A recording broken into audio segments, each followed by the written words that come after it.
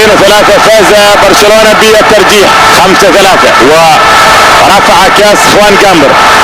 اليوم 1-1 موجودة، لكن من يفوز وكرة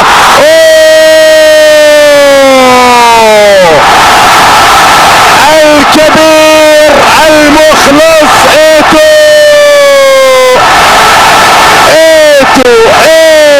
ايتو يا له من مخلص كبير. وبالتالي هدف ثاني لبرشلونة. برشلونة اللي ما سجل في 90 دقيقة سجل في الوقت المحتسب بدل الضايع هدفين، وبالتالي يستعد للفوز، يستعد لرفع كاس خوان جامبر. وبداية مذهلة تماما لبرشلونة، لكنها مباراة كبيرة الرأسية في المكان. ومن